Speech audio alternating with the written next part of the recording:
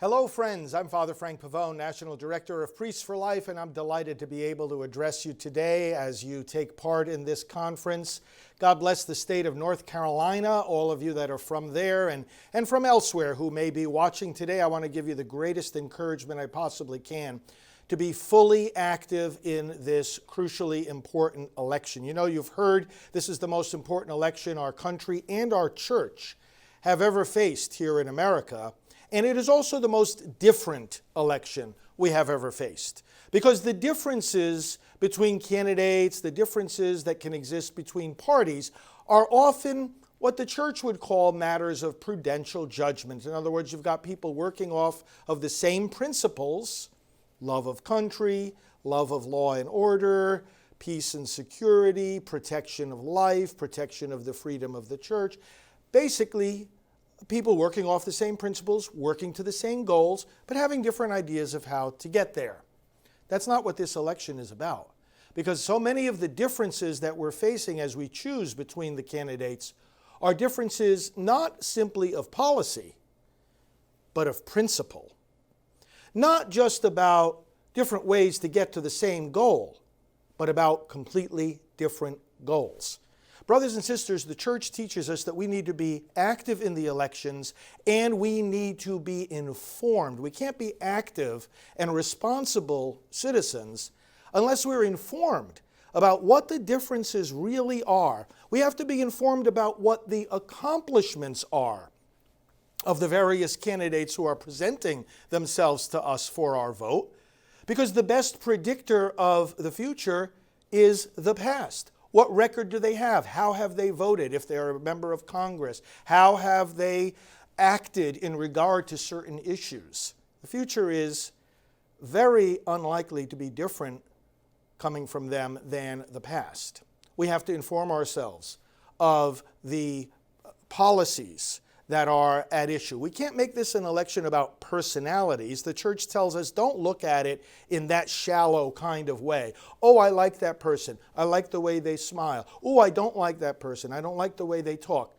The church teaches us to go much deeper than that when we're preparing for an election. Don't just think about what the person is talking about today or what they might have done 20 years ago. Think about what kind of decisions your grandchildren and your great-grandchildren are going to be reading coming out of our court system 40 years from now. Because whoever is president as a result of this election will be placing judges on the courts who will be making decisions 40 years from now. I want to give you two simple documents here. Living the Gospel of Life is a document our United States Catholic bishops issued about voting. And the Gospel of Life, St. John Paul II issued this encyclical. You can find these at gospeloflife.net for the bishop's document and gospeloflife.org for the pope's document. Brothers and sisters, the bishops tell us every voice matters in the public forum, every vote counts.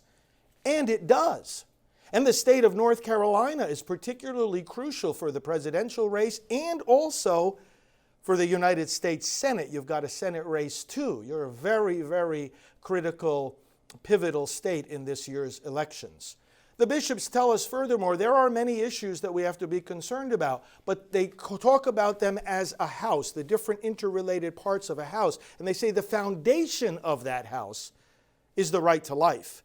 And abortion directly attacks that foundation. It's not that it's the only issue, it's the foundational issue.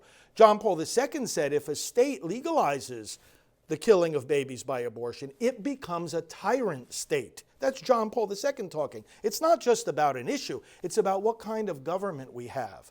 And we as Catholics look at what kind of strong economy can we have for our families? Are we being kept safe from terrorism abroad and at home, from violent criminals in our neighborhoods?